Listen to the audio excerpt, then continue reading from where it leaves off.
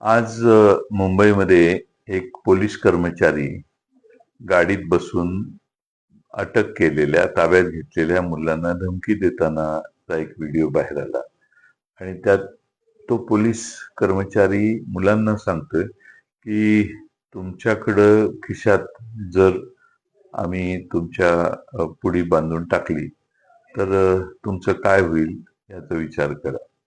Police लहान मुलांना धमकी देतानाचा हा व्हिडिओ आहे.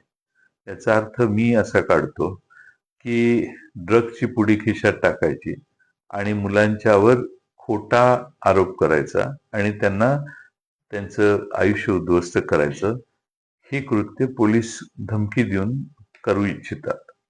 मी माननीय मुख्यमंत्री महोदयांना विनंती करेन की पहिला म्हणजे अशा पोलिसांचा ताबडतोब बंदोबस्त करा. आणि मी विधानसभेमध्ये याची मागणी केलेली होती आणि ही शंकाही व्यक्त केलेली की पोलिसांचा ड्रगच्या कार्टेल बरोबर मोठा संबंध आहे आणि पोलिसांच्या ड्रगच्या वाढत्या जे प्रादुर्भाव आहे त्याच्यावर चिंता व्यक्त करताना मी असंही सांगितलेलं की आज पोलीस स्टेशनकडे ड्रग्ज कुठून येतात. माझी पोलिसाला एवढ्या सहजासहजी ड्रग्ज उपलब्ध होऊ शकतात याचा अर्थ पोलिसांच्याकडे ड्रग्ज आहेत असाच त्या वक्तव्याचा अर्थ होतो, कुणीही काढेल.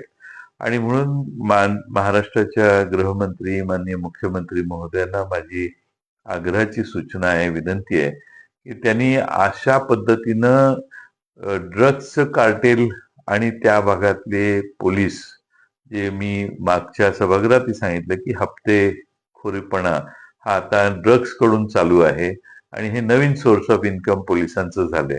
याच्यावर पोलीस माननीय मुख्यमंत्री महोदय कडक पावलं उचलतील आणि हे प्रकार होणार नाही तसं दिसतंय.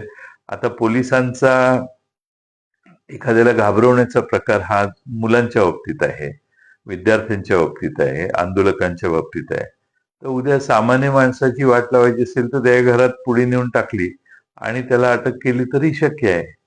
म्हणून अशा पोलिसांच्यावर गैरविश्वास निर्माण करणाऱ्या ज्या घटना आहेत त्या घटना अतिशय चिंताजनक आहेत आणि मला वाटतं माननीय मुख्यमंत्री महोदयांनी त्यात ताबडतोब लक्ष घालावं.